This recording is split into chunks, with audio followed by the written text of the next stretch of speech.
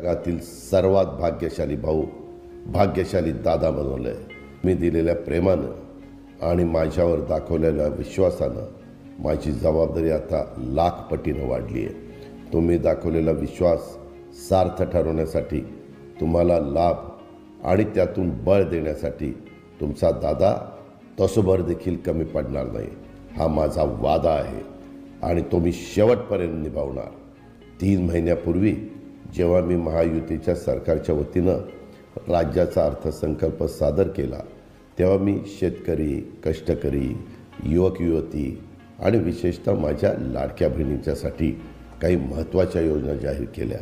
तुमचा हा दादा नुसत्या योजनांचा घोषणा करून थांबला नाही, तर त्या योजनांची अंमलबजावणीसुद्धा केली। या सर्व योजनांच्यामध्ये सगळ्यात महत्त्वाची योजना म्हणजे लाडकी बहीण योजना।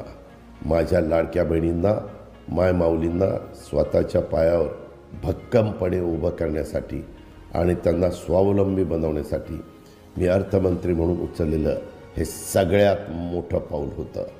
दुर्दैवाने आमचे विरोधक लाडकी बहीण योजनेसंबंधी माझ्या मायमाऊलींच्या मनात भ्रम पसरवत आहेत। जेव्हा मी लाडकी बहीण योजना जाहीर केली, तेव्हा विरोधक म्हणत होते की या योजनेची अंमलबजावणी शक्य नाही।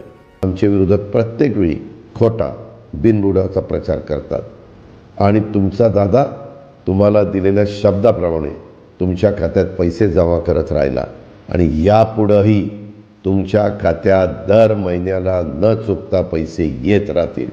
आम्ही जसं राखी पौर्णिमेला बहिणींना ओवाळणी दिली, तशीच ओवाळणी भाऊबीजेच्या निमित्तानं सुद्धा देत आहोत।